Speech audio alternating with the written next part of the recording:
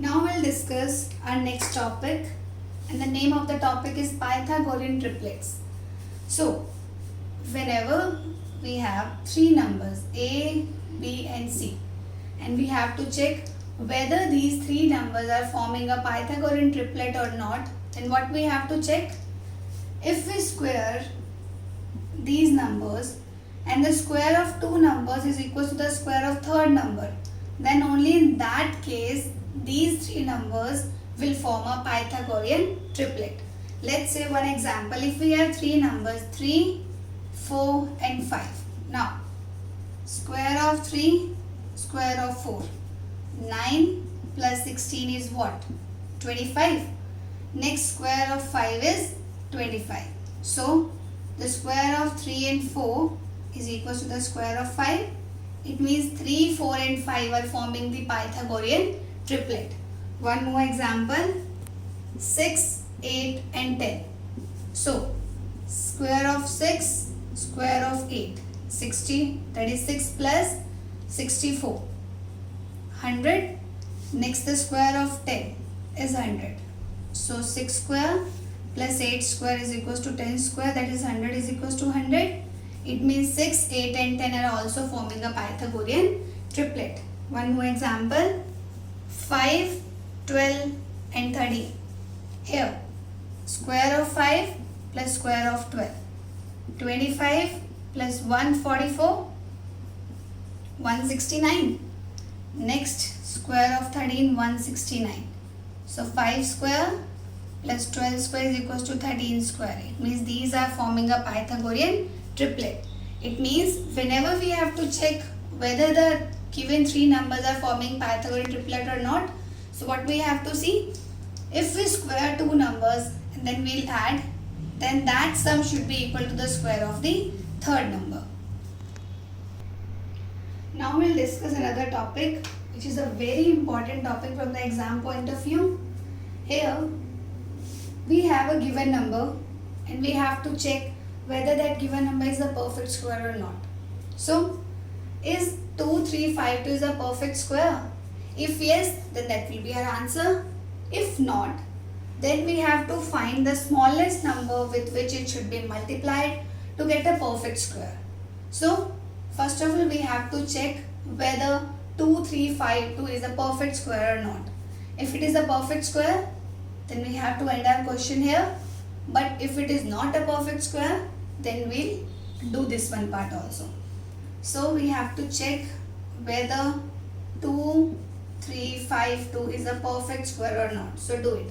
On 2, 1, 1, 7, 6. On 2, 5, 8, 8. Again on 2, it's 294.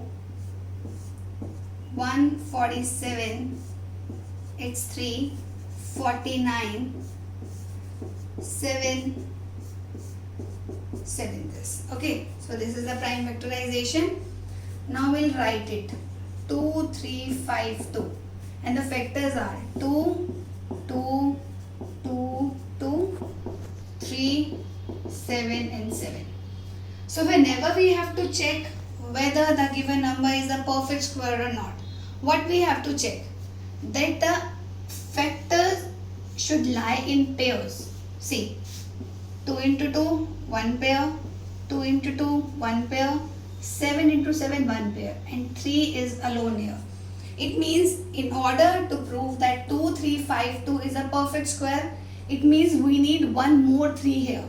Because whenever we have to find that whether the given number is a perfect square or not, then after the prime factorization, we have to check whether the given factors are lying in pairs or not. So here 3 is alone here. So it means 2352 is not a perfect square. So this is not a perfect square. Now we read the next statement.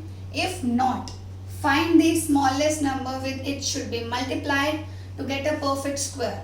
See, here what we need in order to make it a perfect square, we need one more 3. So they said what will be the smallest number with which it should be multiplied, so it will make a perfect square. So we need a 3. So we'll multiply with 3 on both sides. So 2, 3, 5, 2 is 2 into 2, 2 into 2, this 7 into 7. See, 1 pair, 2 pair, 3 pair and the 4th pair. So here, what will be that smallest number?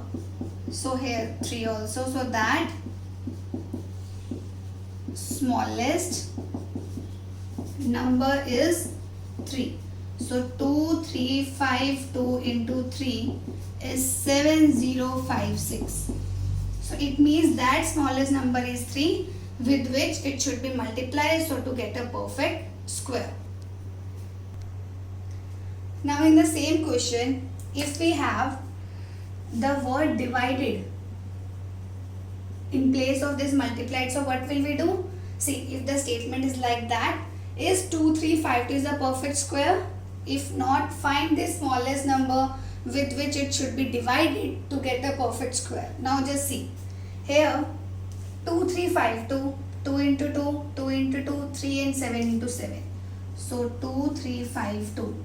Here 2 into 2, 2 into 2, 3 was alone and 7 into 7. And we have to check with which smallest number it should be divided, so to get a perfect square. See, 1 pair, 2 pair, 3 pair, it means this 3 is extra here. So if we divide both sides with 3, then we are able to eliminate this 3 also. So on both sides, we'll divide with 3.